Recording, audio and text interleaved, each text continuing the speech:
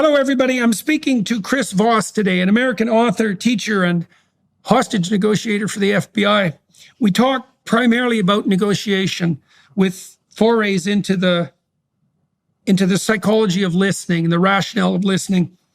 We're attempting to sort out and to clarify exactly what it means to negotiate successfully. Positing, I suppose, that the ultimate goal of a negotiation should be something like the establishment of a productive, long-term, generous, mutual collaboration. And to expand even that, to understand that a good collaboration involves the joint pursuit of mutual desire, let's say, but also the joint pursuit of the ability to expand the understanding of what that desire might be across time. That's how a relationship grows. So we talk about how to do that. We talk about how to listen and do that, concentrating as well on the fact that if you listen to people, they'll tell you what they need and want, and then you can be in a position to provide that and to be of utility in the long-term, sustainable, productive, generous relationship. So welcome to the discussion. So Chris, let's start with this. Why don't you tell me and everybody who's watching and listening what it means to negotiate. And let me put a little context around that. One of the things I really noticed as a clinician was that people are remarkably bad at negotiating and they're not trained in it ever. And so that really hurts people because it means that they don't know what they want. They don't know what the person who they're dealing with wants. And even if they do know what they want, they don't know when to talk about it. They become bitter often about the fact that they're not talking about it, and they have no idea how to proceed. And it's unbelievably common. So Tell me what you think negotiating means and how you got interested in it. And also if that's how you conceptualize yourself fundamentally as a negotiator, a communications facilitator. Yeah, well, for me, to negotiate is to collaborate and find a better outcome. In the early days, I was always teaching the adversary is not the person on the other side of the table, the adversary is the situation. And that if you're negotiating with versus against people, but negotiating with somebody, you're faced with different aspects of the same problem. And if you can collaborate, then not only might you solve the problem, you might come up with a better outcome. And I kind of backed into this because I wanted to be a hostage negotiator. I didn't really know what it was about, how complicated it was going to be, how satisfying it was going to be. And I remember I was on a SWAT team with the FBI, and I wanted to switch over to hostage negotiation because I had a recurring knee injury.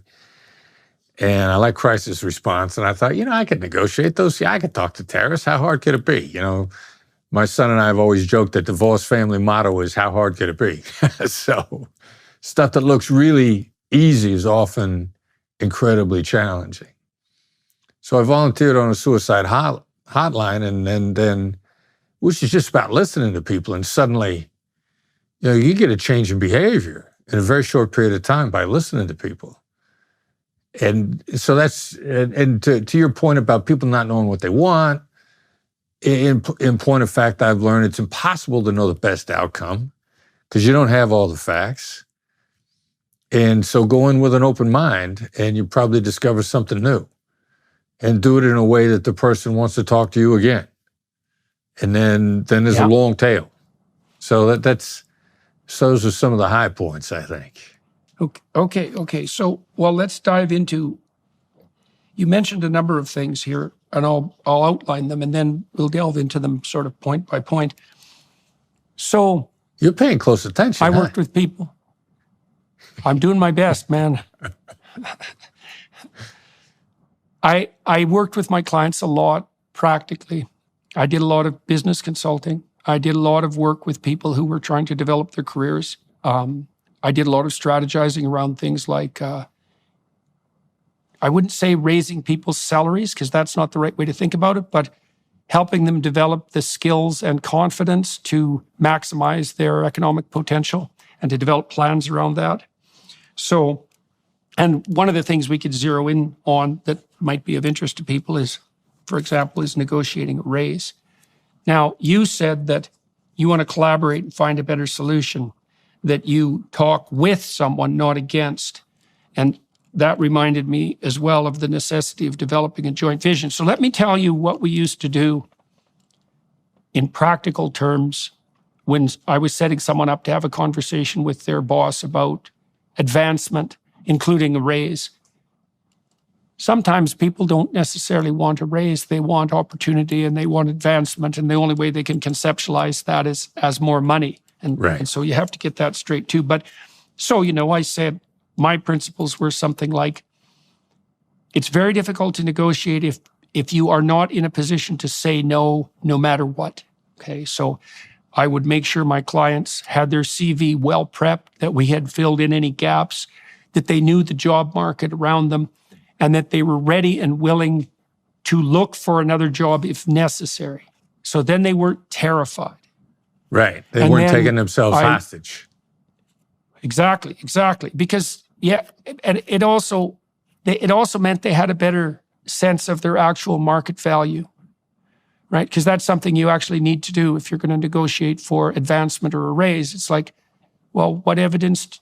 You can't get a raise just because you want one.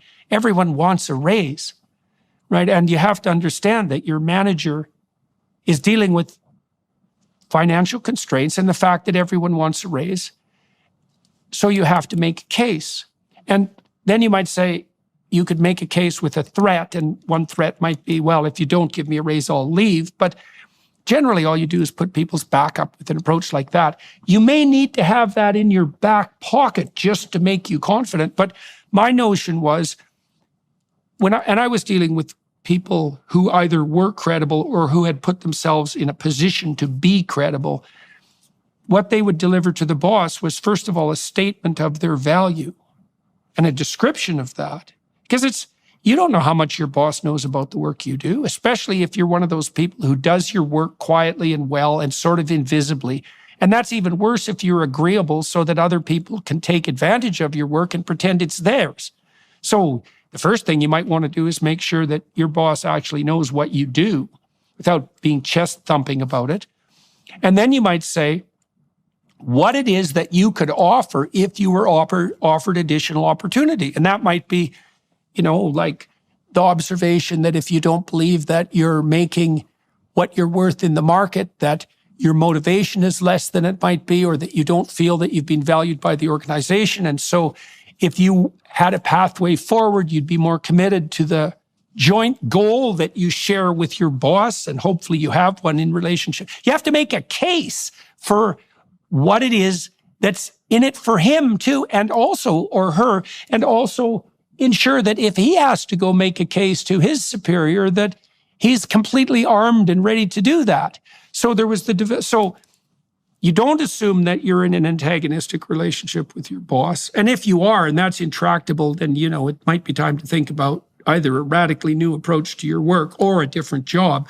But if not, you assume that you could present him with a solution. So anyways, those were some of the ground rules that we established. And so I'm kind of curious about how you might elaborate on that and what you think about that. And yeah, I love it. I mean, those are great ideas. Those are great starting points. And, what I might add to the basis of that conversation, like the first part about, having a resume, knowing what the market is, not taking yourself hostage.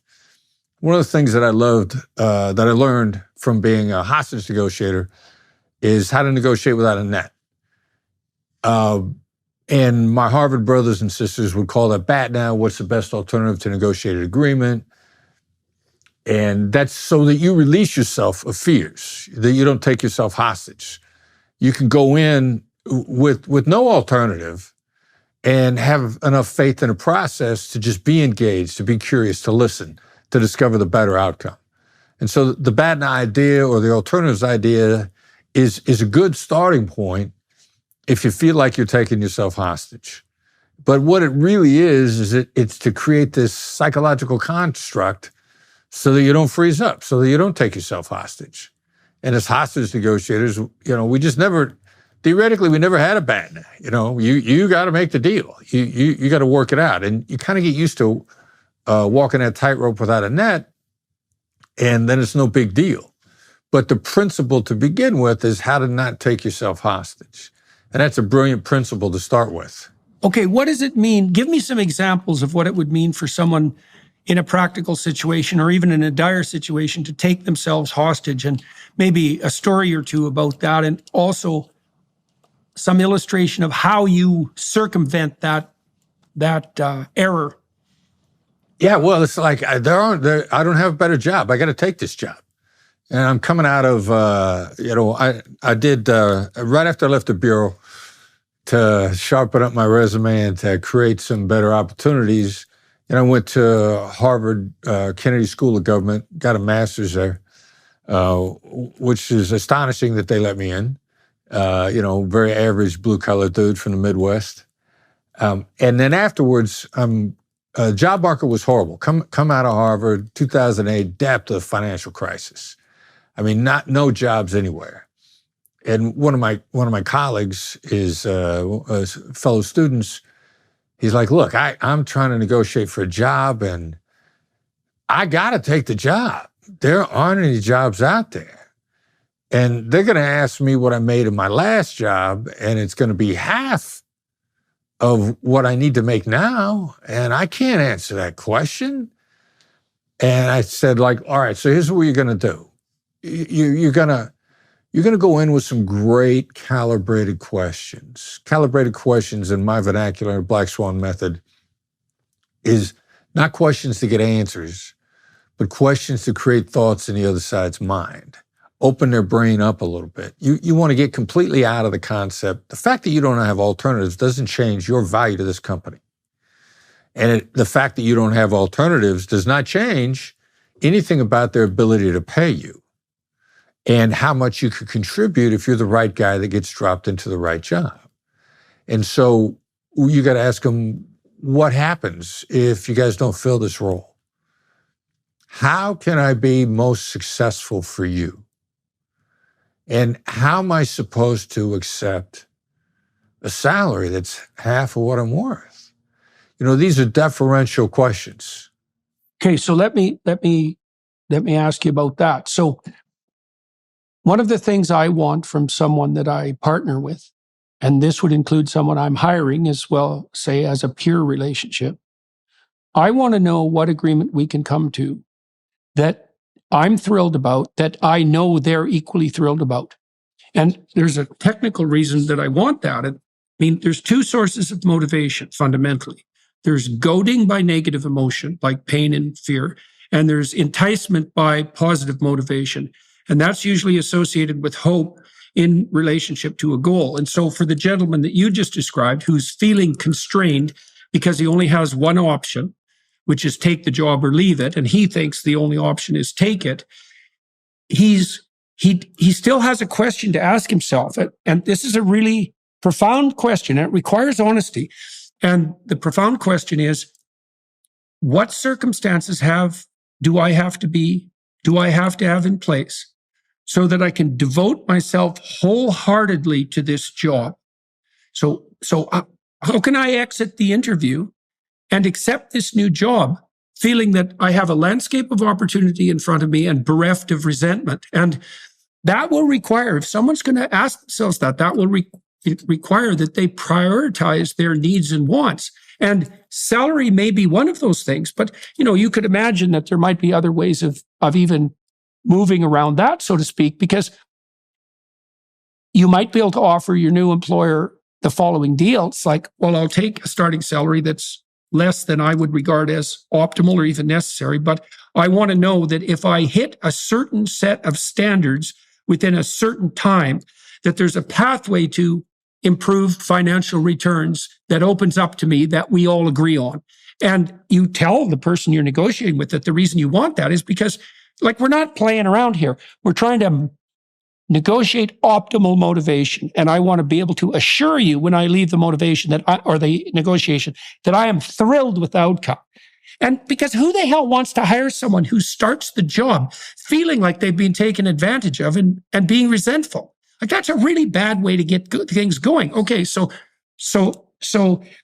you pointed out that your guy who thought he had to have the job still was in a position to tell his potential employers what it was that he had to offer, to make a case for the value of his services, and to point out what that is not only worth from the market perspective, but also in terms of his own motivation. Yeah, and there's a fit issue too. And it like any other relationship, like a personal relationship, business relationship, close relationship, significant other, you got to get a fit.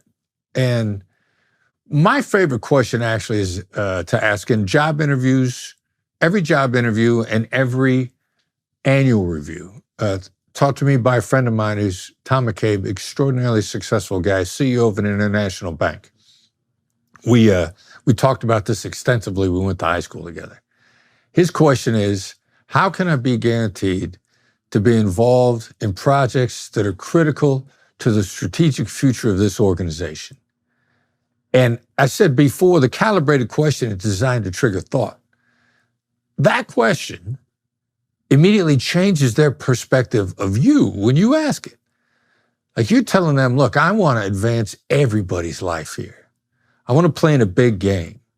I want to be with the people that are at the highest levels of performance in your company, and I want to move everybody forward with that one question. And it completely changes the outcome, because then it's not just what your skill set is for this particular job. Maybe they got a job for you in a mailroom, but you want to be the head of the division, and you want to know how to get there, and you want to get there by succeeding and taking everybody with you. Now, that's a game-changing conversation. That's a completely different conversation. Maybe they thought they were bringing somebody in to push a mail cart around, and now you're somebody that says, yeah, not only will I do the little jobs to learn this from the bottom up, but I want to make everybody's life better. I want to help everybody succeed. Now I'm willing to learn. I'm coachable. Now it's a different conversation. So say that question again. Well, I'm willing to learn and I'm coachable, and I want to make everybody's life better. I'm doing a virtual keynote a couple of years ago. The CEO of the company and his entire sales team, and we got a keynote going, and one of his sales team had literally asked me while he's on the call, how do we negotiate with this guy to get more money? And everybody's kind of holding their breath. What am I going to say? Am I going to say it in front of him? And I said, ask him this question. And it was a question that I just gave you. How can I be guaranteed to be involved in projects that are critical to our strategic future?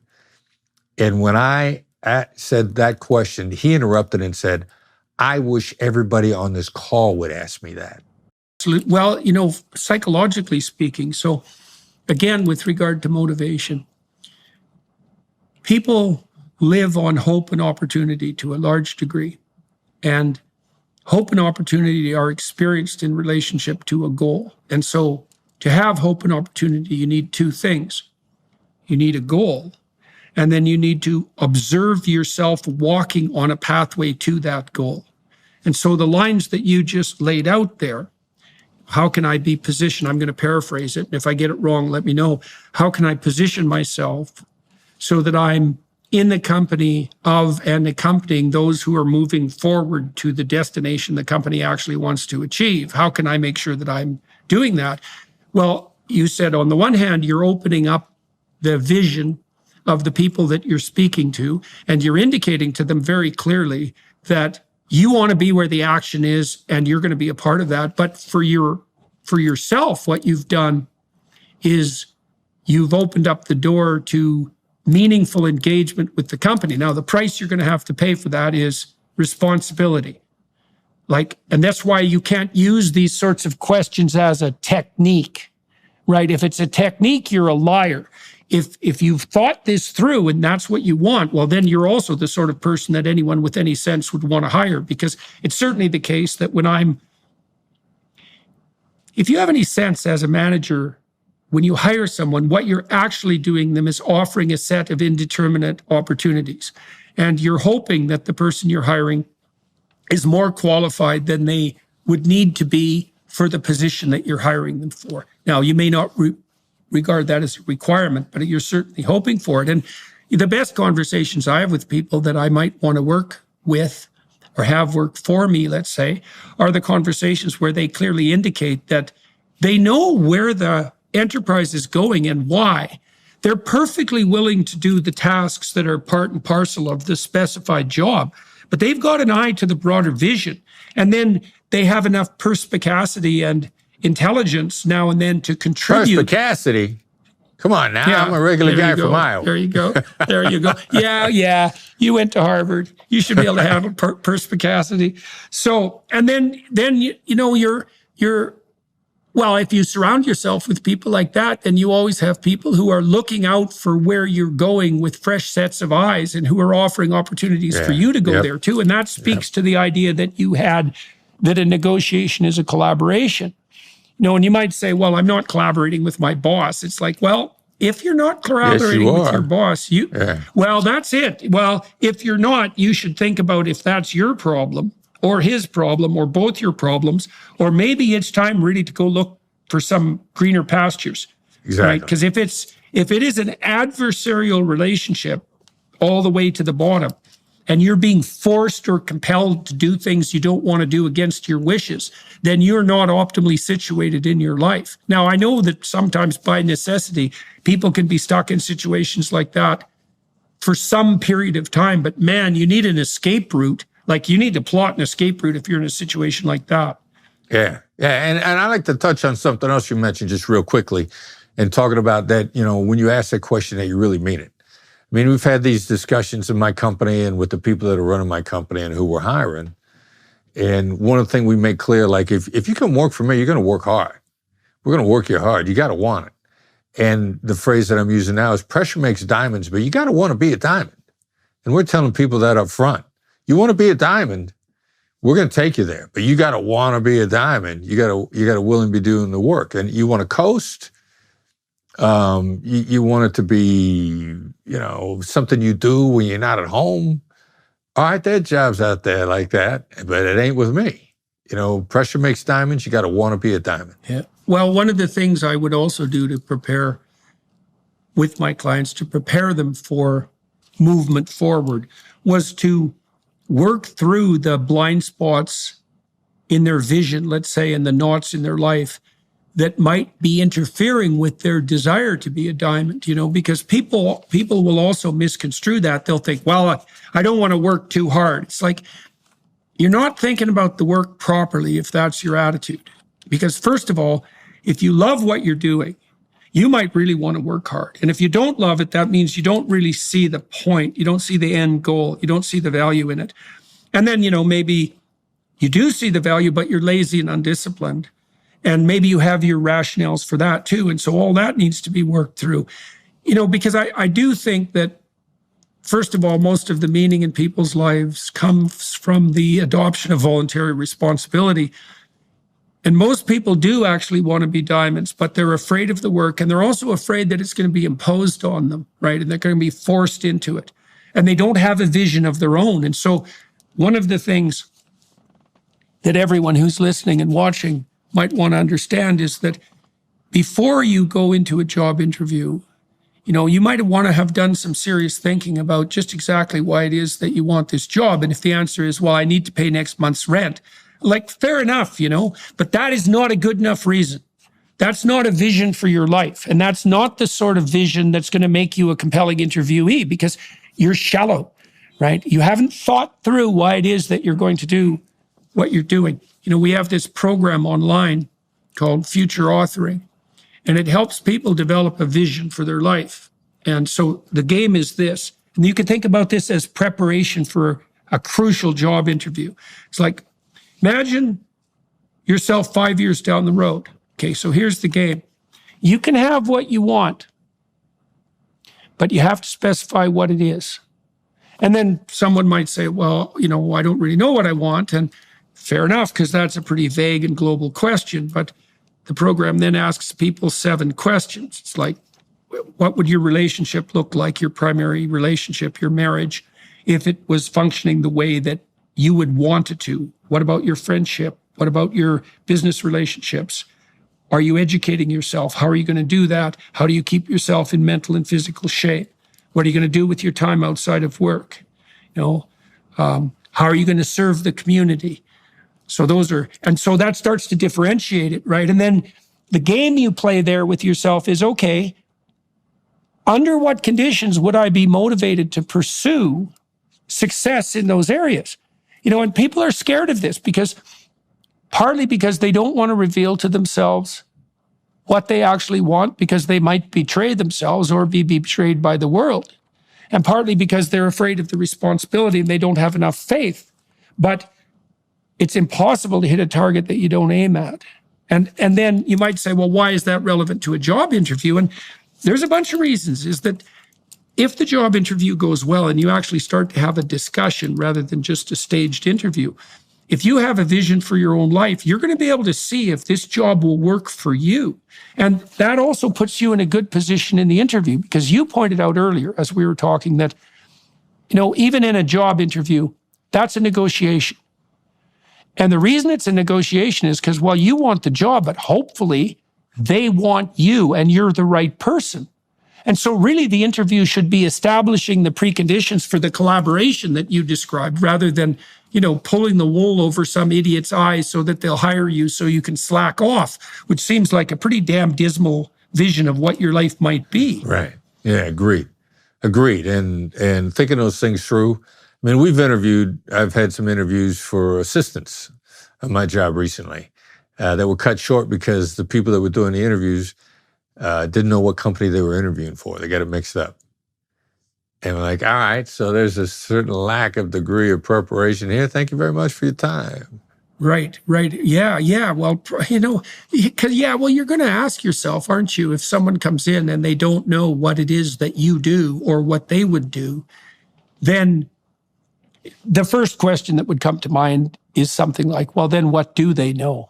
Because that's such an elementary error that it's essentially catastrophic. Well, that's an indicator of what they're going to put into the job. How you do anything is how you do everything. That's right. It's what they already did put into the job, because the most important task they had as a potential hiree was preparation for the interview. And if they failed that, well, that's not a great start. And then that's especially true. Another thing for everybody watching and listening to think about too is that it is the case that first impressions are lasting. There is a very long and dense psychological literature establishing that, And so you want to be prepared enough in the interview so that people walk away from talking to you thinking, geez, it'd be a good thing if we got that guy. And certainly you're in a much better position to do something like salary negotiation if that's the impression, and the valid impression, right? That's another thing, is this can't be, look, man, if you're going to start your new job on a stack of lies, you've already ensured your failure in some fundamental sense. And so if you're afraid before you go into the interview that you're not prepared, you want to get prepared so that you're not afraid like that, so that you can go and you can admit your inadequacies honestly, as long as they're not so, absolutely there's not so many of them that you're obviously not the candidate for the job. So, hey, Jordan, I'm going to have you coaching me on my next job interview. You talked about listening. Yeah. Okay, so tell me about that, and about paying attention, and tell me how you learned why that was so important, and tell me what you learned about how to listen. Wow. All right. So actually listening as opposed to staying silent, it accelerates the process. And you need a set of tools to keep you on track, to dig into the information without the other side feeling interrogated. And that was really what I learned way back when on the hotline. I get there first day, we get into the training. And I remember the thing that struck me first was they said, all right, your calls are limited to 20 minutes. And I remember thinking, like, what, 20 minutes? You got to be kidding me. Like, on TV, they're on the phone with people for hours, if not days. 20 minutes. And they said, no, as a matter of fact, if you actually use the skills correctly, It'll take less than that.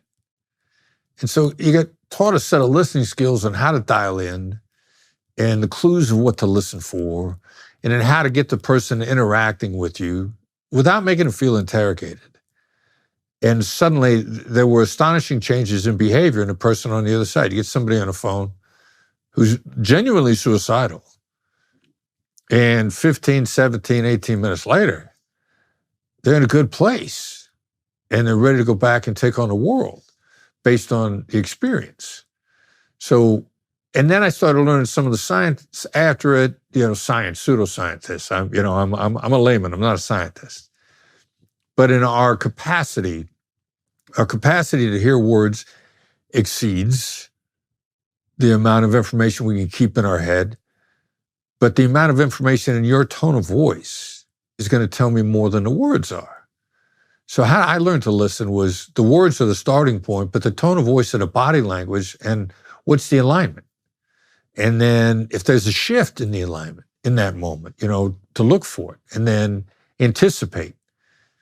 I know now that you as a human being, you in general terms, the negativity is going to cloud your thinking more than anything else. So I'm listening for those negatives.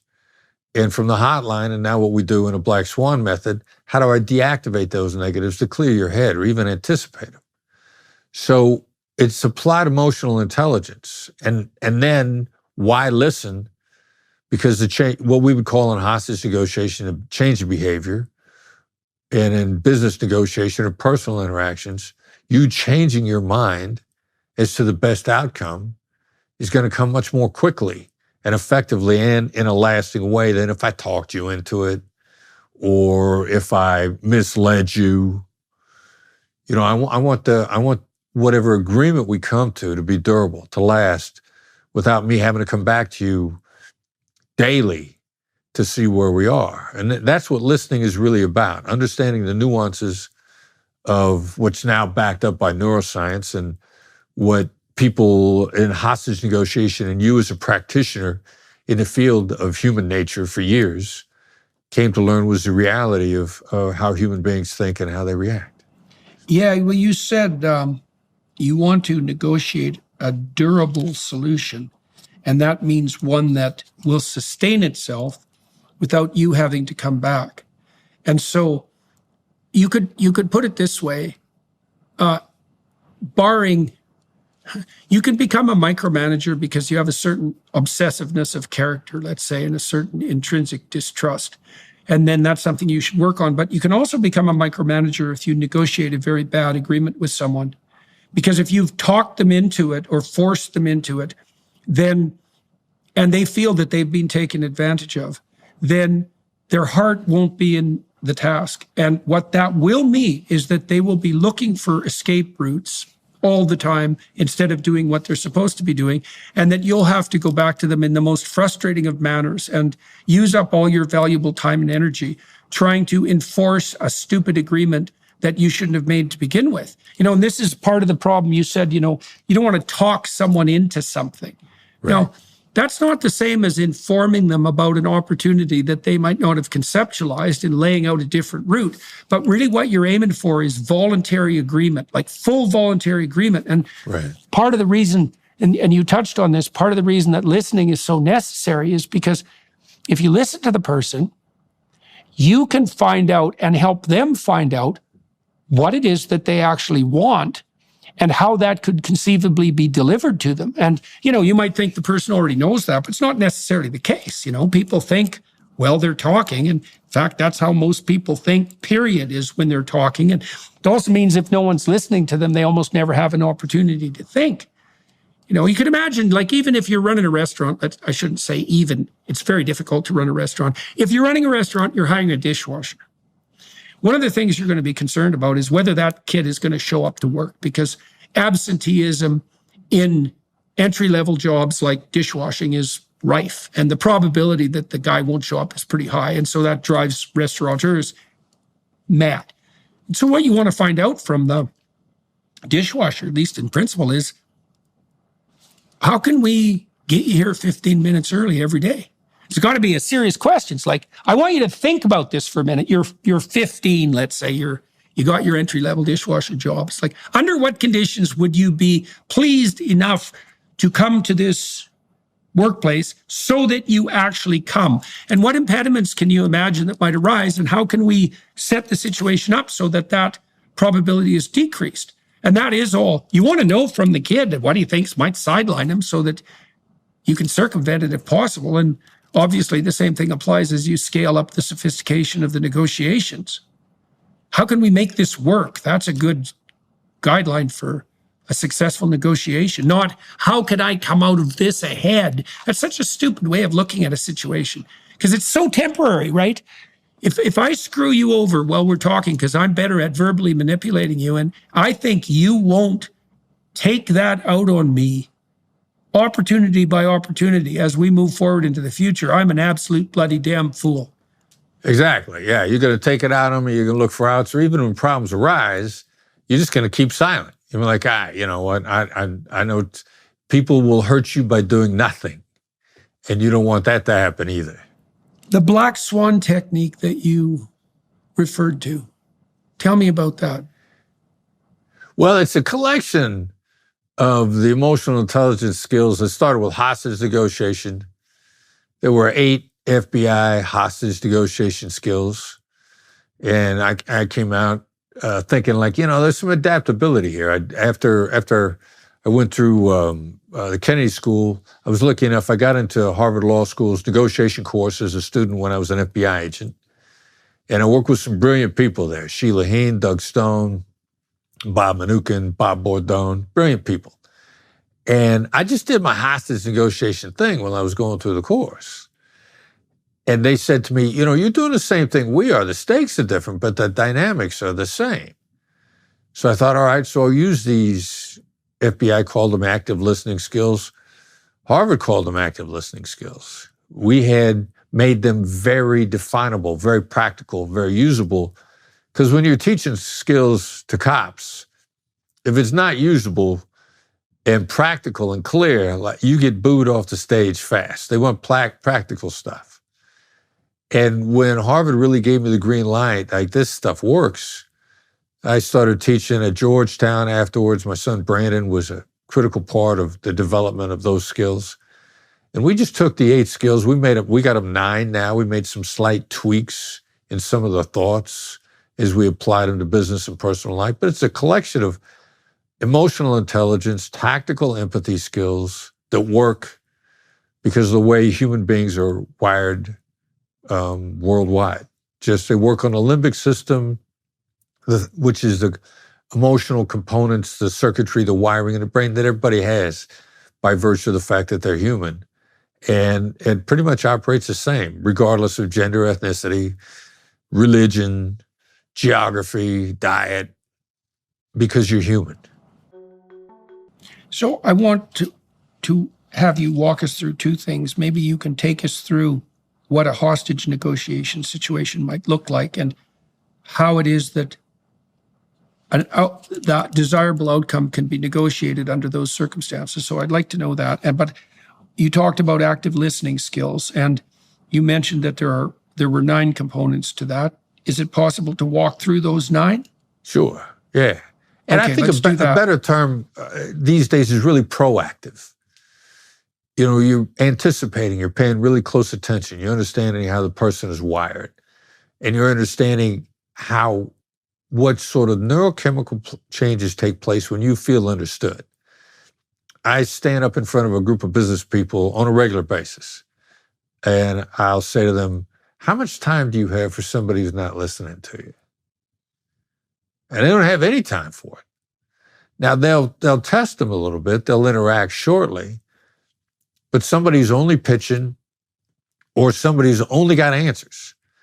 It doesn't even matter how good those answers are, because if somebody's not listening, at some point in time, they're going to need an adjustment.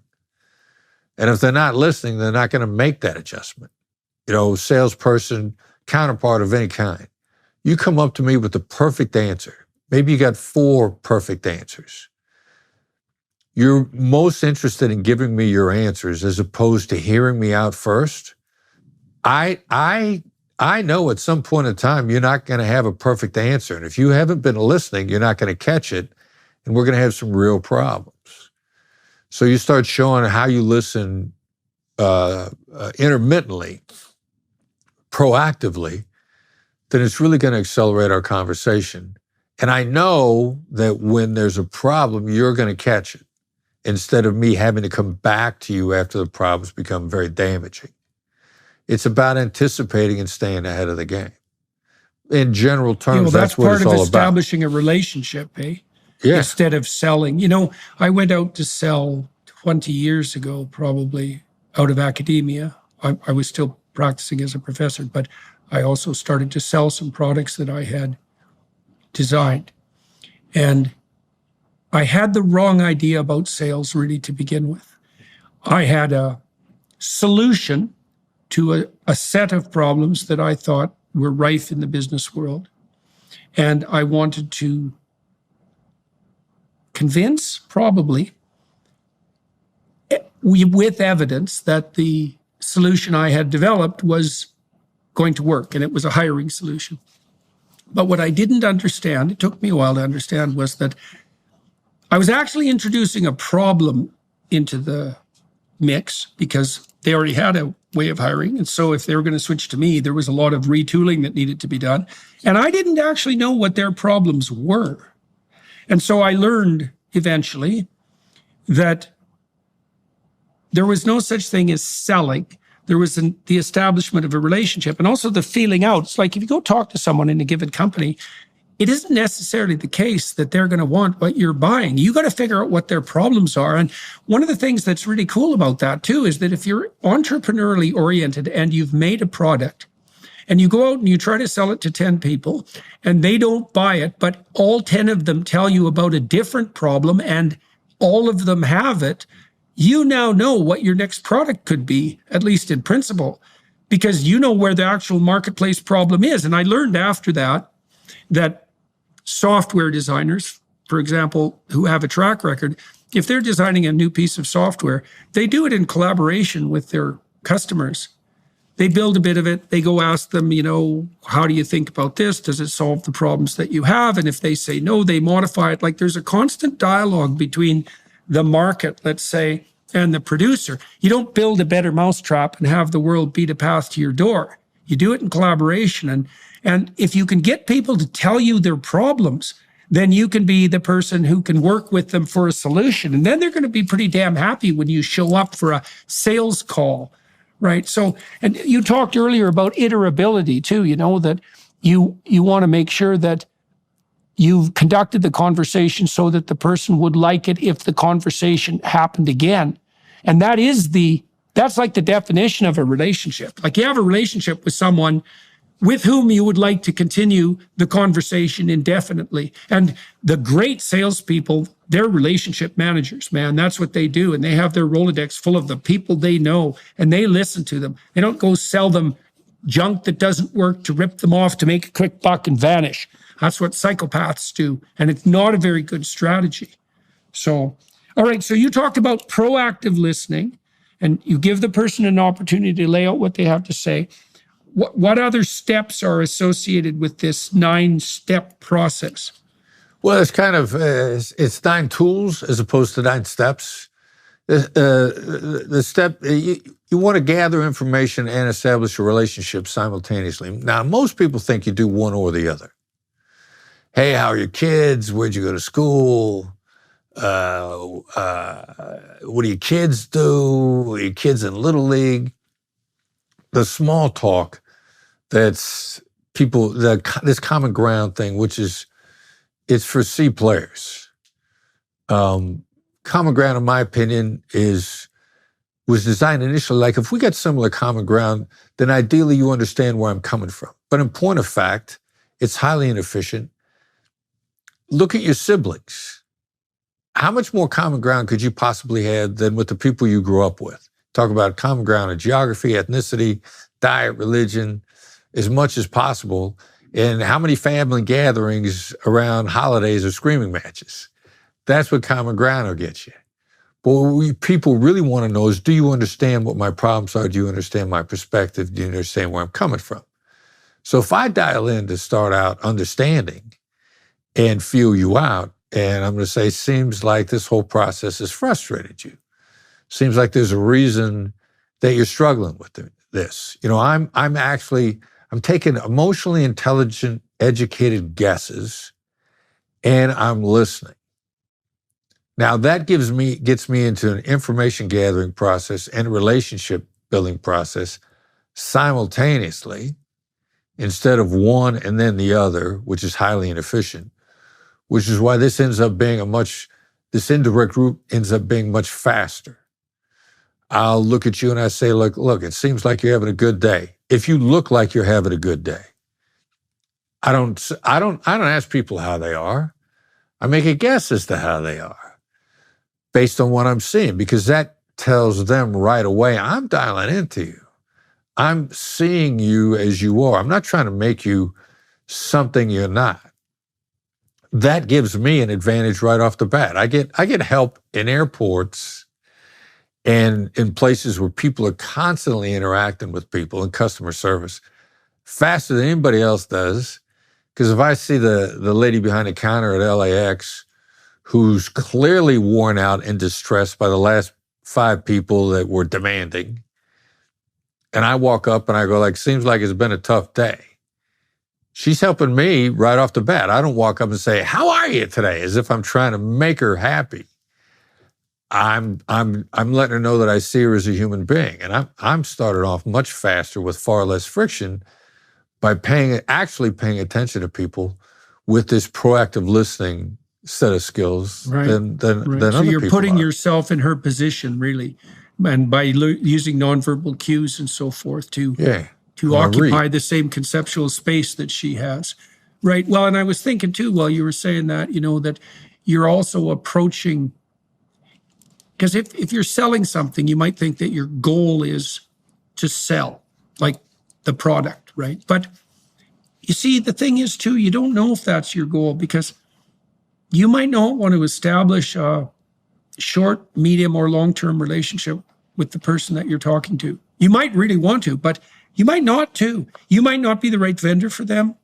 You might not be offering a solution to a problem they have. They might be a psychopathic son of a bitch. That's unlikely, but it's possible. It's possible. It could be a real problem. Well, and also, especially if you're dealing with big companies, if you enter into a sales agreement with a company, so you've hit a home run from the monetary perspective, you can easily end up as the employee of someone you don't want to work for, right? So you have to be very careful. And so one of the things, I try to do this with my podcast, is we haven't talked before, and I want to get myself in the headspace before the podcast, well, who is this person? What is it that they're up to, and why have they had the course of success that they've had? The encounter in some ways is open-ended. It's I'm here because I think something might arise out of this that's positive, but I'm not exactly sure what it might be. And so I need to know what they want, for sure, maybe more than anything else. And then I want to see if there's something here for both of us that we couldn't accomplish on our own. And then it also stops you from using the club, say, if you're selling or if you're negotiating. And that's a very ineffective way of moving forward anyways. People hate that fundamentally, and they get resentful and bitter about it. And so, so you try to put yourself in another person's position, and that's not a technique. Again, you're doing that by actually paying attention. And there's a bit of an open-endedness about what it is that you're aiming at and how you're going to go about it. So you have the proactive listening element, you have the close attention. You're not too concerned with that sort of formulaic small talk that might establish a false consensus or similarity and that can easily become manipulative. Okay, so what else? Yeah, well, then I'm going to tease out, never be so sure of what you want that you wouldn't take something better, which is a little bit of the point you were making a moment ago. Right. What do you really want from the person? What are they like? A friend of mine, Joe Polish, has a phrase, don't deal with people who are half. And Joe says half is hard, annoying, lame, and frustrating. They suck the life out of you. And they're very inefficient, and they make your life miserable. So I'm going to want to try to find out what kind of person you are, how good of a match we are, how our core values line up, because I want a long collaboration that's prosperous for both of us. Now, you might not want that, and you're entitled to not wanting that. But then I'm entitled to move on, because I want to find somebody that wants that. Well, and you also definitely want to figure that out. Because Yeah. if that's your goal, because that is the establishment of a productive, generous, collaborative, goal-oriented relationship that's mutually desirable. And you want to let the other person reveal themselves, because you don't want to delude yourself, even as a consequence of your own verbal ability. You don't want to delude yourself into thinking you've established the kind of relationship you wanted and find out that you were wrong. That's another reason to listen. It's like, you want to be sure you got the picture. Yeah. So Yeah. you know what sort of thing you're stepping into. Right. And I know it's going to sound very harsh, but when I was teaching at USC, I had a female come up to me in a class, and she's like, there are a lot of employers out there that want to pay me less because I'm a female. If I got an employer that's paying me less because I'm a female, how do I negotiate a better deal?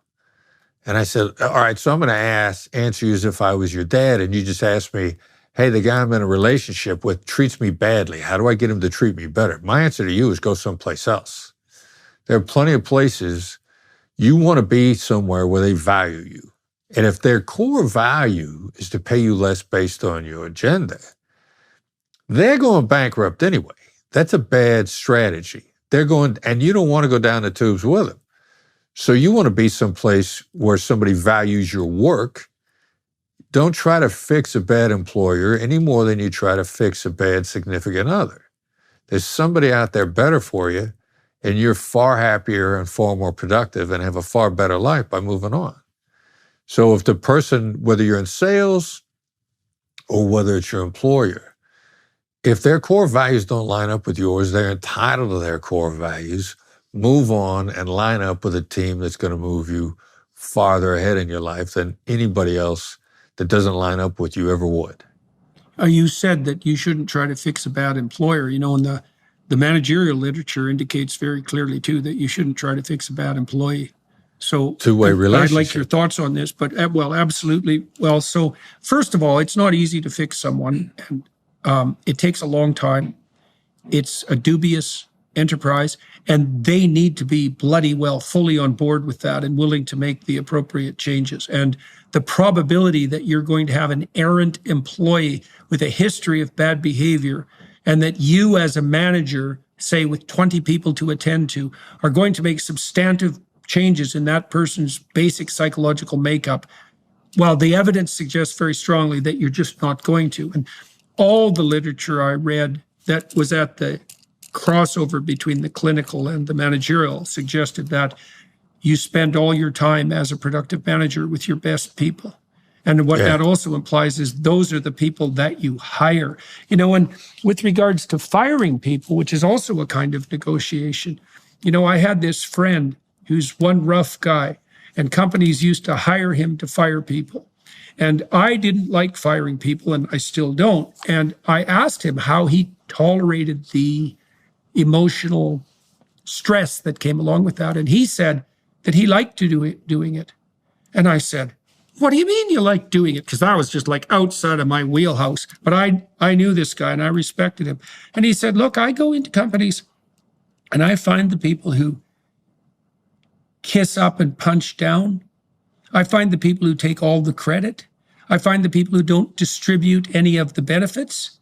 I find the manipulators. I find the people who are lying about their motivation, or even who are just in the wrong place doing something they shouldn't be doing. And I let them know that I see what they're doing, and I'm pretty damn happy when they leave.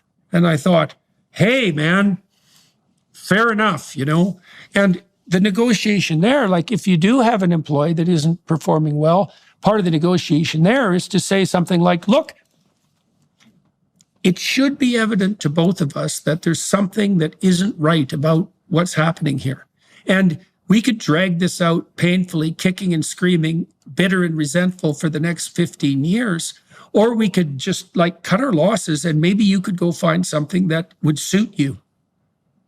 And I've seen this in my clinical practice, because I had lots of people who came to me in the aftermath of being fired.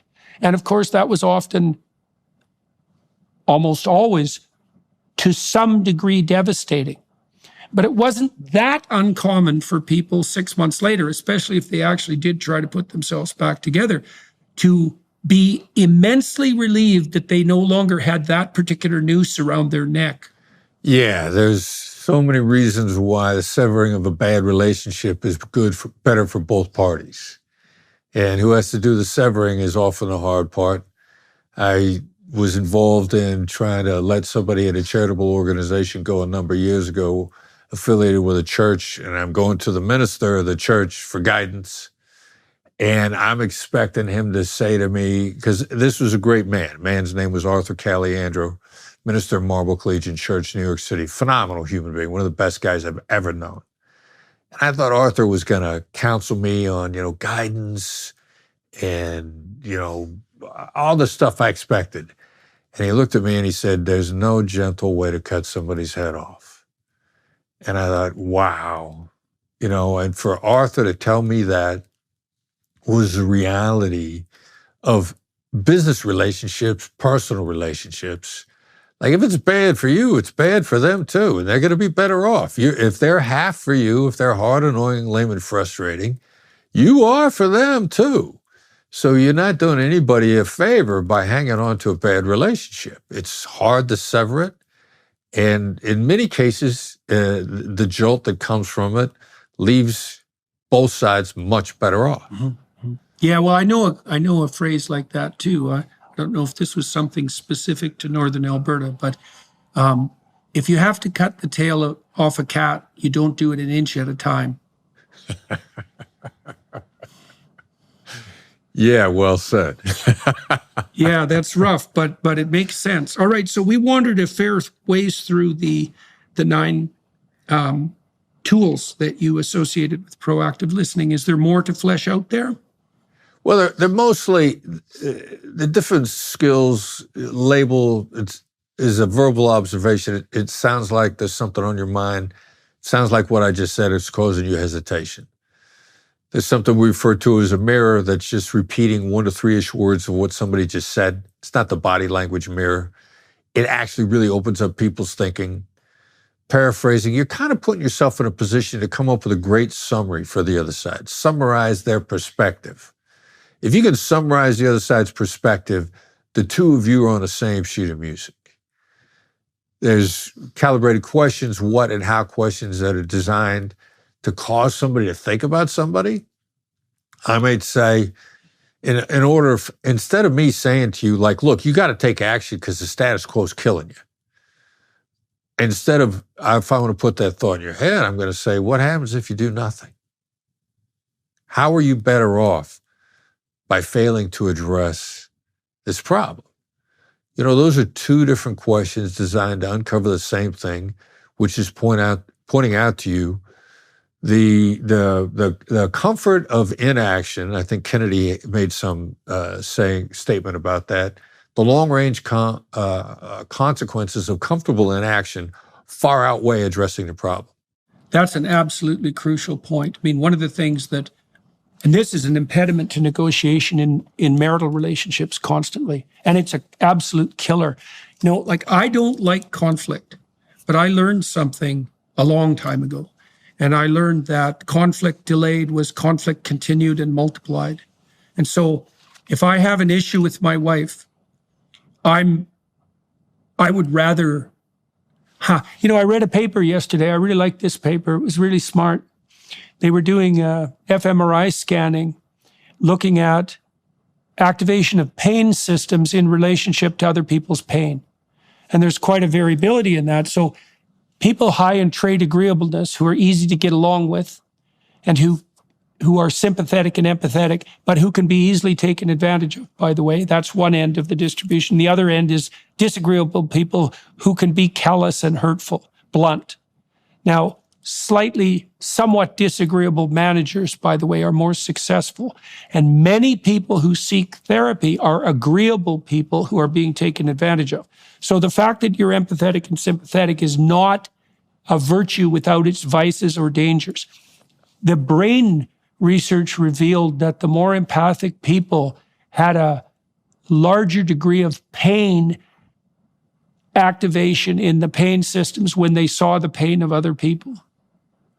Okay, so now if you don't like conflict, part of the reason you don't like conflict is because if you see the person you're having conflict with in pain, you're going to mirror that pain. So that's uncomfortable. And I'm an agreeable person. So if I see someone in pain, it strikes me to the core. But I learned that if I deferred conflict, then it's like the cat with its tail being cut off an inch at a time. It's like we don't have the blowout. And so we're minimizing the pain in the present, but we're radically prolonging it across our iterated interactions. And so it's much better just to call a spade and to say, look, I see the elephant under the rug. I see the snake's tail, poking out from the cabinet. We're going to sort this out right here and now. And we're going to straighten it out. And that's going to be delving into the depths. And there's going to be discomfort in that. But if we can identify the problem and negotiate a compelling mutual solution, we don't have to have this problem anymore. And man, it's such a, I saw couples all the time who had the same bloody fight every day for 30 years. It's just, that's hell.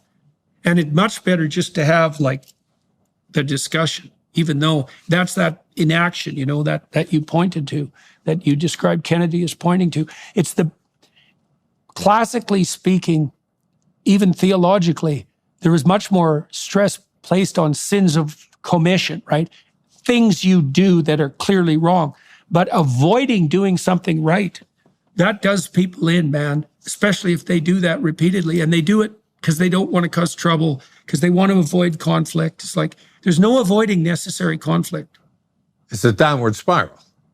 Yeah. Yeah, you end up having your discussion in divorce court, right? For $200 an hour, right? While your bank accounts are drained. Right? Making the lawyers rich, yeah. Your lawyer's buying a new car. Yeah. We're keeping the argument going. Yeah, now you said when you were trying to circumvent the proclivity for inaction, you'd ask questions like, so this is something I used to do when I was talking to people about, say, negotiating for a raise if they were resentful about their current situation, something like that. One of the things we would do is say, okay, think about how you feel about the situation you're in right now. Okay, now imagine yourself 10 years older. You're in the same position. Okay, except you're 10 years older. You're 10 years older, yeah. You bet, man. You've put yourself through an awful lot of misery for 10 years. You're weaker because you've backed off, right? You're more bitter. You're more hopeless. You're suffering from more pain. Like, think about that. Like, empathize with that future person and tell me what you do in the present to avoid that fate. People would think, oh my God, that's the last thing I want. Because everyone thinks, well, I'll deal with it tomorrow. But you can say, well, yeah, you haven't dealt with it for the last 5 years. And how's that gone for you? Like, would it have been better if you would have dealt with it 5 years ago? And now, stretch that out 10 years into the future. See, because it is such an interesting thing to do, because the person has this impediment of the conflict in front of them that's causing them to be afraid.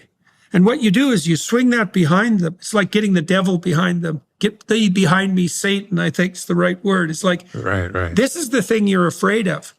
But you should have a different fear pushing you forward that's way more profound. And that would be the fear of the consequences of inaction, right? And how do you get people when you're doing that? How you said you ask them open-ended questions. Is that how you get them to explore and realize the costs of inaction? Yeah, the first one is the what and how questions. I can trigger you into really a very sort of narrow, confined mental state without you feeling it's narrow or confined. I can put you right there with a what question or a how question. One of my favorite ones these days is if somebody, whatever they're doing for a living, and if I ask them what they do for a living, they're going to give me pretty much of a canned response. I help people do this, or I help people do that, or they're gonna give me a memorized response. It's not a conversation. First time I did this, I'm at a Hollywood party a couple of years ago, fundraiser for Forrest Whitaker, I believe, and I'm talking to one of the self-involved people there. Forrest, a great human being, by the way, phenomenal human being. But I'm talking to the self-involved guy, and I don't want to hear a self-involved conversation. So instead of asking him, what does he do for a living? I go, what do you love about what you do for a living? Now, what I've done with that what question is I have put him right square in to a part of his brain focused on love. And he transformed in front of my eyes. And I saw him light up. So, I took the what question and I put him right there. And he lit up and he started talking to me about all the things that made him come alive as a human being. And it ended up being a really satisfying question. Now, it's one of my stock questions in nearly any interaction because I want to find out about what you're about. What are you into? It's going to give me your core values almost right off the bat in a very quick way. Every now and then. Can you ask what people are afraid of? Well, the same way, or do you focus on the positive? Now you're bringing in the secondary point, which I know that many psychologists, many human nature practitioners believe that everything we do is motivated by either love or fear. So I will also ask in a business context when I'm trying to find out what the motivations are, I'll say, what are you afraid of happening here? Because then now I've got them into a different headspace. And I know that fear is a very substantial, significant motivating factor in people's lives. I'm not going to wield it like a weapon. I'm going to want to become aware of it with you in a collaborative way. And I will ask a question that's very similar to that in business conversations when we're talking about whether or not we're going to collaborate, because I need to know the fears are going to drive you. The love is going to drive you, but fear has a tendency to overcome fear of loss, of a limited number of fears. They'll overcome the love if you're not careful. So I want to know what the fears are so I can map out better how I can help you. Well, I would say, if you're having a conversation with your wife and it starts to get choppy, this probably occurs in any conversation. I suppose what the way you would construe that from a psychoanalytic point of view is that you're starting to encounter resistances, right? The person doesn't want to move in that direction.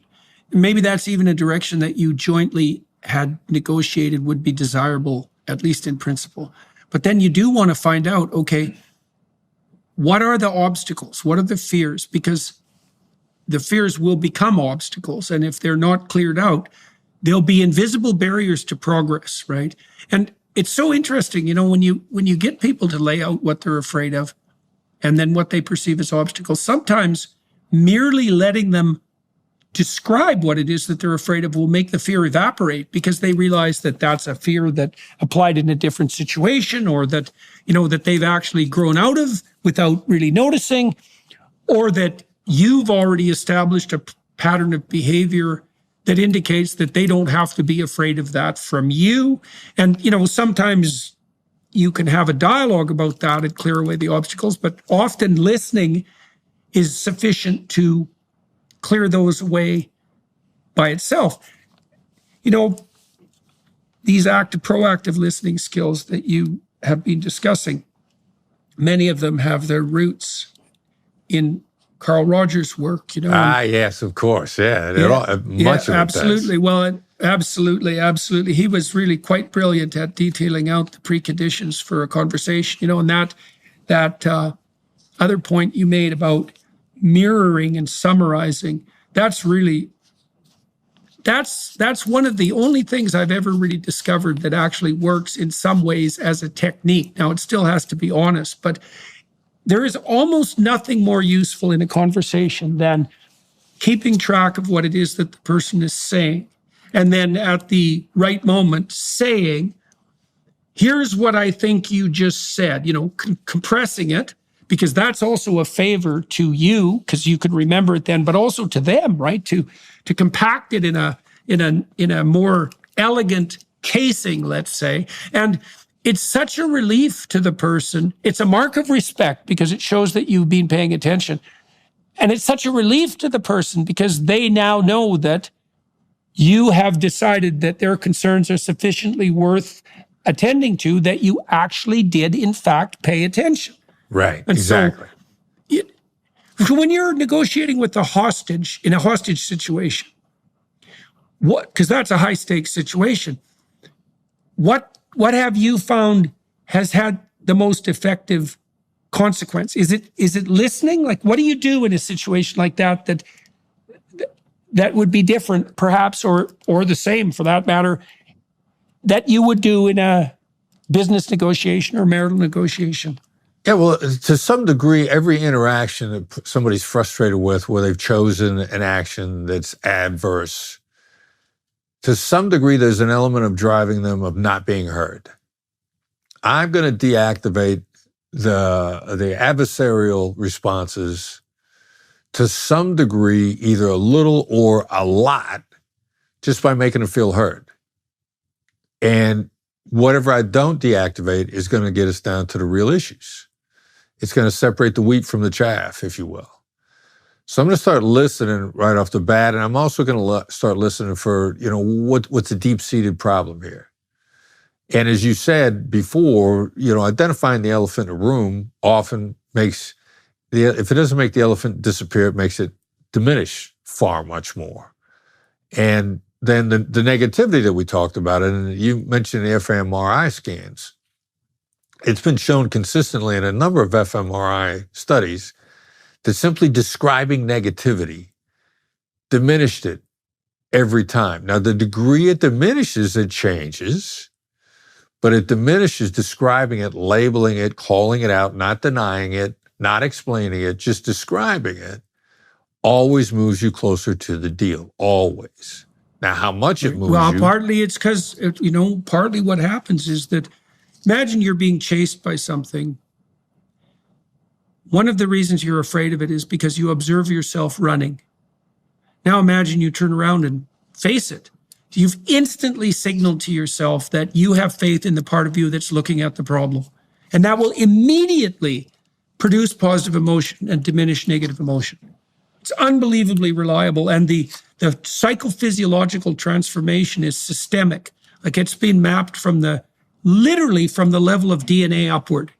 So there's a complete, it's like you're inhabited by a different spirit when you're running from something that's chasing you and when you turn around to confront it.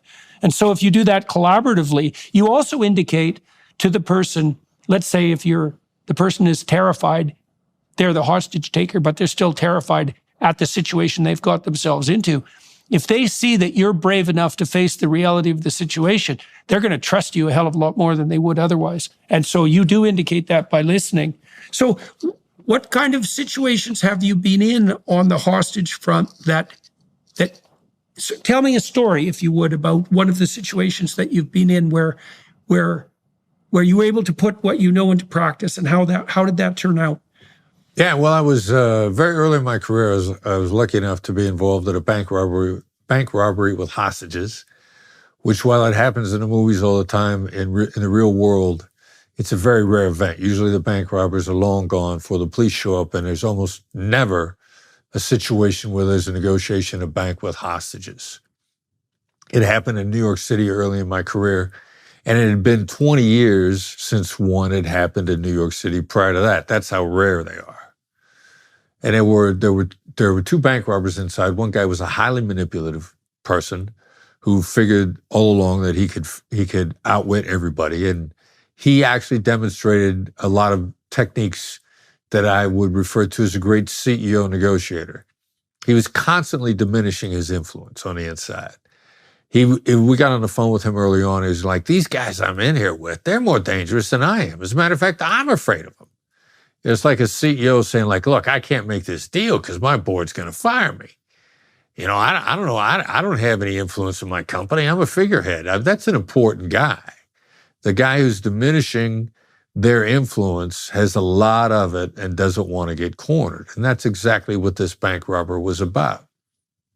Now, I gently confronted him. I was the second negotiator on the phone, and I was coached into some gentle confrontation by the NYPD Lieutenant Hugh McGowan, brilliant guy. He said, I want you to do this, this, and this, and I want you to confront this guy on his name first chance you get, because this guy wouldn't even give us his name. What happens when you give up your name? When you give someone your name, you agree to influence. And if you refuse to give your name voluntarily, then you're holding a barrier up. And this guy had refused to give us even his first name all along. And about 5 hours in, when I was called in to be the next negotiator on the phone, we'd figured out who he was. And Hugh said, I want you to brace him with his name. Not accusingly, but let him know that we know who he is and see what happens. Triggered a bunch of changes. He immediately first went and got a hostage and put her on the phone to show us that he still had live hostages inside without making a threat. I'm talking to him and suddenly this female comes on the phone. She says, I'm okay. And I'm completely caught off guard. And he takes the phone back away from her. And it was his way of reminding us he had hostages without making a threat. Because he was smart enough that he knew that if he tempted fate too much, there's a pretty good chance that a sniper would take him out. He didn't want that. He wanted to figure his way out. I gently confronted him on a couple of other things. It was definite confrontation, but it was gentle. He hands off the phone to the other bank robber who does not want to be there. This guy is more concerned with surviving than getting away. And I dial into him very quickly and just with what I often refer to as a late night FM DJ voice. About 90 seconds into my conversation with this guy, he says, I trust you. And 2 hours later, he was surrendering to me outside of the bank. What happened to the other guy who was more manipulative and smarter and more in control? Well, he never, right up to the last minute, about 12 hours into the scenario, he got talked out. Now, the second bank robber comes out, explains everything to us about what's going on. There aren't 7 people inside. There aren't 7 bank robbers from different countries. There's one guy left, and even though he still won't admit what his name is, that is the name that you have. So we get back on the phone with him, and now I'm out of the game because I'm debriefing the guy who surrendered to me. Next negotiator up is a hostage negotiator named Dominic Messino, NYPD negotiator that, to this day, and Dominic has since deceased, but Dominic was one of the world's great closers. Dominic was a closer, and he just gently, narrowly kept taking ground away from the other guy that was inside. And his first conversation with him was gentle confrontation. He said, all right, so we've got your partner out here. We know who you are. We know what's going on. What do you want me to call you? And even being told that we had his name, this guy comes back and says, call me Billy, which is not his name. Dominic is smart enough to go like, I'm not going to get into a fight with this guy over his name. He's like, you want me to call you Billy?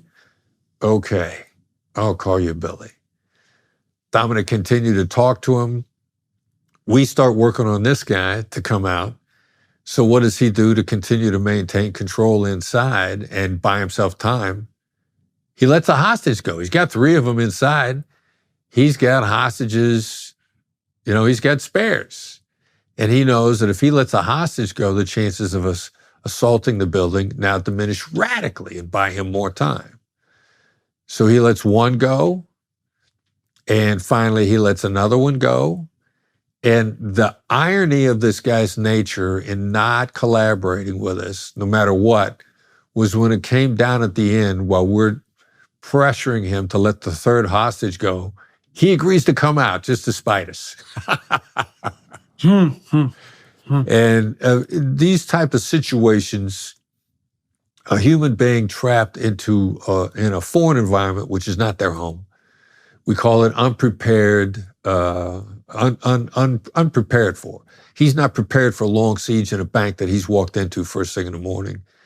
He's not going to be able to get a good night's sleep. He's going to start running out of gas at about 12 hours in. It's just the nature of human beings. And almost exactly 12 hours into the siege, he agrees to come out, and he is looking around. I can see the images in my head right up to the moment that we put handcuffs on him. He was still looking for a way out. And interestingly enough, while he was inside, the part of the bank was under construction. So what he did was he took a lot of the bank money and he set it on fire in the middle of the floor. And then he hid a lot of bank money in the construction in the walls, obviously with the plan. They're not going to miss the hidden money in the walls. They're going to think that it was all burned up. I'm going to be able to come out of here when I get a chance, come back here when I get a chance, when I'm out on bail, and I'm going to grab the spare money and I'm going to get out of here. And that's how he convinced himself that it was finally okay to surrender. I want to maybe close this up with two questions, and they're somewhat interrelated. When we first started talking, and obviously all the way through this, I noted that you have a very, you mentioned, you brought this up, this FM radio voice, and I noticed immediately, not that this is a testament to my powers of observation, but that you have a very calm and measured voice and a patient voice as well. And so I want to talk about that. And then I want to talk about something potentially associated. And that's the role of, let's say, deception versus truth in negotiation and sales. The amateur salesman that I've met, and been, for that matter, I never used deception, so that's not exactly true. But the amateur salesmen that I've met who think that an appropriate sales venture ends with, you as the brilliant manipulator convincing the idiot who's made the purchase that he needed something he didn't need, are perfectly willing to use deception, and they regard the outcome as the victory. But my sense has been that a negotiation that you can't obtain with truth is one that's very unlikely to have any lasting staying power, and it also has complications that are just going to multiply like mad. But I'm wondering, even in these tense situations that you're in, how do you view the relationship between truth and deception in negotiation? And then I'm interested too in the relationship between that and the communication pattern that you have developed, the voice that you use, the cadence, the calmness. How much of that was practiced? How much of it is practiced? Things can be genuine too, but I guess I'm trying to differentiate, persona from what's genuine, and I'm trying to see that in the relationship between deception and truth in negotiation. Yeah, well, I'll start on the first one, deception first. Deception is always a bad idea. And, my currency is integrity. Now, if you deceive somebody, they're going to find out.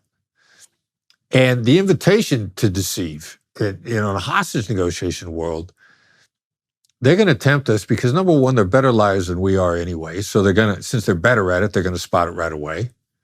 So then you just failed the test. And secondly, they're going to find out, and then your credibility is gone. If they find out that you're a liar before they come out, people get killed. And one of my favorite conversations, I'm working a kidnapping in the Middle East, and it looks, Al-Qaeda's got a gentleman, and I'm talking to the gentleman's widow-to-be and his boss. The hostage was Paul Johnson. And we want the woman that we're just darn near completely sure Al-Qaeda's going to kill him on deadline. And it looks that way. That ends up being what ends up happening. And I want her to go into the media and do an interview before it happens.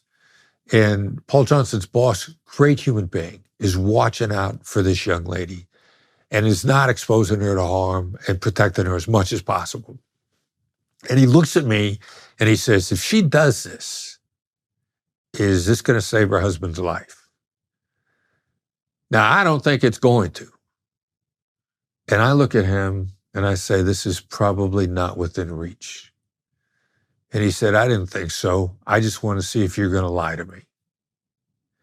We'll do whatever you want. And so despite what the temptation was, my core values are what you would still do even if it costs you. And I was willing to risk her collaboration over my integrity. And it ended up increasing the relationship as a result. And And that's the dynamic in life. I mean, people want to know that you'll tell them the truth. They want to know that you're a straight shooter.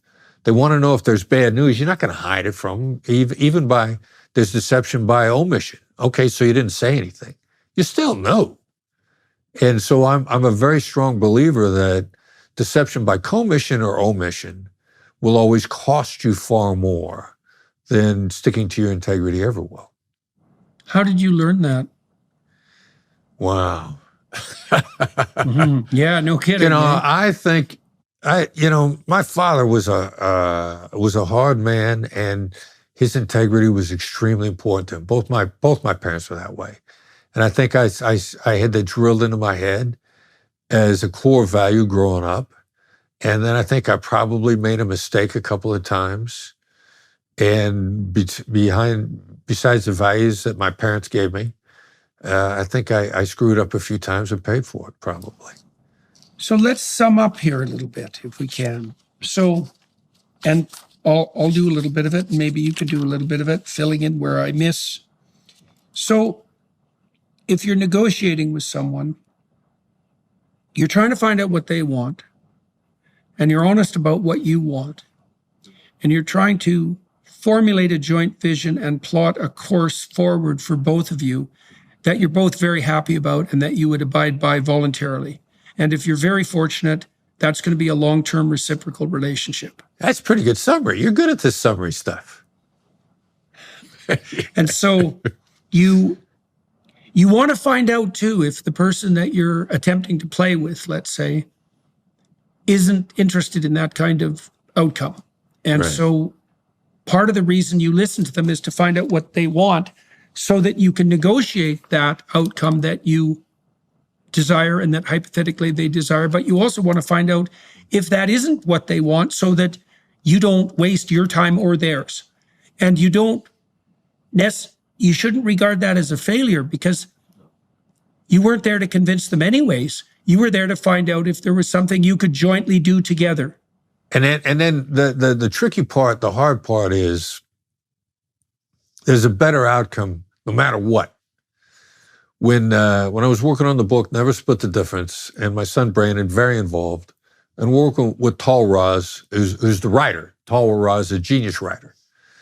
And we don't have anything in it about goal setting. And we said, like, look, here's a problem with a goal. You quit when you get there. And the first problem, or you get close to it, you quit, you give up. Close enough. Yeah. So you quit early. Yeah. And then the other thing is, since we live in a world of imperfect information, that means that there's something better beyond your goal. And you'll miss it if you're goal focused. Your goal becomes blinders. You miss better opportunities. And so we want to leave stuff about goals out of the book entirely. And Tal's like, no, you don't understand. Human beings need goals. So, okay, and we conceded, right, so what we're going to say is your goal is to exceed your goal. And that's what you jump into a negotiation with, and that's how you come to better outcomes with people. Right. That's a great place to end. Like that's a very successfully negotiated solution to the problem with goals, because you were both right. We can't live without goals, but goals are provisional. And so you have to, the Buddhists know this to some degree, you have to hold on to what you're pursuing even with a light touch, because you don't want it to be an impediment to what's better, and you don't want it to be finite. And this is actually part of the reason that you're trying to negotiate a relationship with someone, because a relationship is a sequence of mutual goals. And if the relationship is conducted properly, the expansiveness of the goals increases across time, right? And that can happen in an unforeseen direction. So part of the reason you're trying to find out who this person is, what their problems are, what do they want, is to establish the relationship that allows you to pursue proximal goals in a way that allows you to expand your vision of goals across time, right? And that can be indefinite if the relationship is good, right? So that's right. My favorite phrase. All right, sir. That was good. And so for everybody watching and listening, First thing I would say is it's a very good thing to learn to negotiate, and the things you heard today about making sure there's someone in it for the other person. You know, that might even be your primary goal when you're trying to establish a relationship with someone else. You know, that doesn't mean you take yourself any less seriously. But man, the more there can be in it for the other person, the more you can bloody well be sure, you know, within the bounds of justice, that the negotiation, the settlement that you're aiming at is going to be sustainable. So and then you don't have that concern on your mind, and that's a really good deal. And you should be encouraged to negotiate to the end that you most truly desire, right? Again, keeping the other person firmly in mind, or the other people. And it's a great skill to learn, and concentrating, as we've discussed, on listening to the other person. You know, they'll tell you how to provide them. If you listen enough, the other person will tell you how to provide them with what they want. And that is a bloody good deal. And you get there from listening. And if you do that with everyone you meet, you'll never run out of people who want to collaborate with you. They'll line up. And that's a great deal for everyone, especially if if you have integrity in your offerings and you're playing a straight game. So it's not going to work anyways if you don't. Yeah. All right, sir. So I'm going to continue this conversation on the Daily Wire side of things for half an hour. I'm going to find out what's motivating Chris and how that developed across time. And we're going to delve into that. I'm very interested in, how people are motivated by call and conscience, let's say, to end up not only pursuing the things they're pursuing, but also have ended up successful in that. And it's good to see examples of that so that you know from those examples what to do and what not to do. So we'll delve into the background to everything we talked about today on the Daily Wire Plus side. And in the meantime, thank you all for your time and attention. Thanks very much for talking to me today. It was quite the pleasure. And we'll take a bit of a break. And everybody watching and listening, well, thank you for tuning in. Thank you for your time and attention. And to the Daily Wire Plus people for facilitating this. That's always much appreciated. Good to meet you, sir. A pleasure. Thank you.